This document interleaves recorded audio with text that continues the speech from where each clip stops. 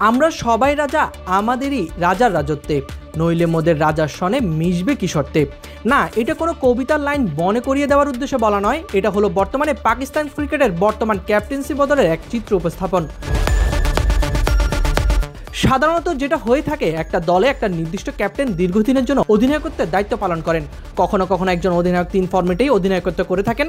তবে মডার্ন ক্রিকেটে 3 বিভাগে 3 জন ক্যাপ্টেন দেখাটা এখন হর হামেশাই হয়। তবে পাকিস্তান ক্রিকেটের বর্তমান যেভাবে অধিনায়ক পরিবর্তন চলছে তা দেখতে যেমন তার দৃষ্টিকটু, তেমনি সমালোচকদের কাছে হাস্যকর। আবারও অধিনায়ক বদল করে পাকিস্তানের এবার নতুন অধিনায়ক করা হয়েছে শাহিন শাহ আফ্রিদিকে। তার নেতৃত্বের গুণাবলী নিয়ে প্রশ্ন তোলার সুযোগ নেই। পাকিস্তান প্রিমিয়ার লিগে বরাবরই তার নেতৃত্বে ভালো করে আসছে তার দল। তবুও ঘন ঘন কাপ্তান পরিবর্তন এখন পাকিস্তান ক্রিকেটের জন্য একটি স্থায়ী সমস্যা হয়ে দাঁড়িয়েছে। গত কয়েক বছর পাকিস্তান দলের নেতৃত্বে একাধিকবার বদল হয়েছে, কখনো বাবর আজম, কখনো রিজওয়ান, কখনো সালমান আলী আগা, আবার কখনো শাহিন শাহ আফ্রিদি।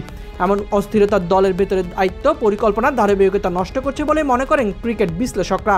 অধিনায়কত্ব শুধুমাত্র মাঠের সিদ্ধান্তই নেন না, বরং এটি একটি দীর্ঘমেয়াদী নেতৃত্বের পরিকল্পনার অংশ, যা বর্তমান পাকিস্তান দলের বিপরীত চিত্র। প্রতিটা সিরিজ বা টুর্নামেন্টের পরে নেতৃত্ব পাল্টানো মানে দলকে আবারও নতুন করে শুরু করতে বাধ্য করা, যা মনস্তান্ত্রিক বিষয়ের উপর আঘাত আনতে পারে, হতে পারে আত্মবিশ্বাসের ঘাটতি। বিশেষ করে তরুণ ক্রিকেটারদের জন্য এটি একটি নেতিবাচক দিক। তবে অভিজ্ঞ এই পেসারের ওপর নেতৃত্বের ভার দেখে সমর্থকরা খুবই খুশি।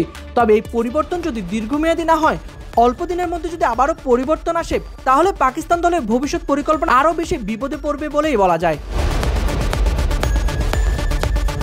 তাই বিশ্লেষকেরা মনে করেন পিসিবির উচিত এই ব্যাপারে দীর্ঘমেয়াদী সিদ্ধান্ত ও কৌশল অবলম্বন করা, যাতে করে অধিনায়কত্ব কেবল তাৎক্ষণিক ফলাফলের ওপর নির্ভর না করে বরং দলের দীর্ঘমেয়াদী ও সার্বিক উন্নয়নের অংশ হিসেবে থাকতে পারে। সাইদ ইবনে শামস, বিডি ক্রিক টাইম।